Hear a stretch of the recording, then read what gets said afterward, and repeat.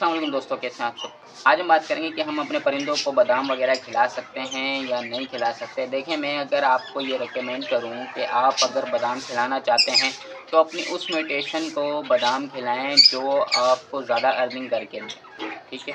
यानी उस म्यूटेशन को आप बादाम खिलाएं जो आपको ज़्यादा प्रॉफिट दे।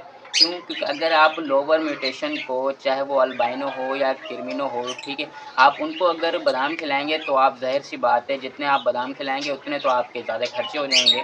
तो मैं आपको ये रिकमेंड करूँगा कि जो पेयर आपका एक बच्चा 20,000 का निकाल के दे रहा है, ठीक है, यानी 20,000 अगर वो आपका एक बच्चा दे रहा है और 5 बच्चे भी एक क्लच में आते हैं और वो आपको 1 लाख रुपीज़ दे रहा है एक पेयर, तो आप उनको भले बादाम खिला सकते हैं, कोई इसका इश्यू नहीं है। जो मिकदार है वो ये कि तकरीबन आप 1 केजी में 20 ग्राम 100 फुट के अंदर आप बादाम कटर करके डाल सकते हैं, इसका कोई इशू नहीं है।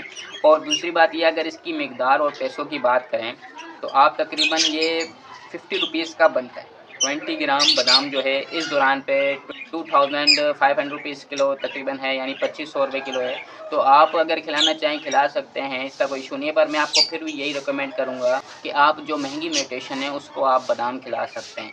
व्हाट्सएप पर मुझे काफ़ी सवालात आए थे, तो मैंने सोचा आपके साथ शेयर करूं ताकि आपको भी इस चीज़ की नॉलेज हो, ठीक है। तो आप ये समझ चुके हैं कि बादाम अगर खिलाएं तो 1 केजी में आप 20 ग्राम जो है बादाम डाल सकते हैं कटर करके, कोई इशू नहीं है। अब बात कर लेते हैं वो लोग जो छोटी म्यूटेशन रख के बैठे हुए हैं, तकरीबन अगर उनका एक क्लच 25 से 30 हज़ार का निकल रहा है, अगर वो बादाम खिलाना चाहें तो मैं उन्हें ये रिकमेंड करूँगा, अगर उनके पास आधा किलो 100 फुट रोज़ाना तैयार होता है और या फिर 1 किलो 100 फुट तैयार होता है, तो उनको चाहिए कि तकरीबन 10 ग्राम बादाम, ठीक है, वो अपने बर्ड्स को 100 फुट में दे सकते हैं, कोई इसका इशू नहीं है। अगर 100 फुट उनका बर्ड खाता है अच्छे से तो ज़ाहिर-सी बात है वो बादाम भी खाएगा।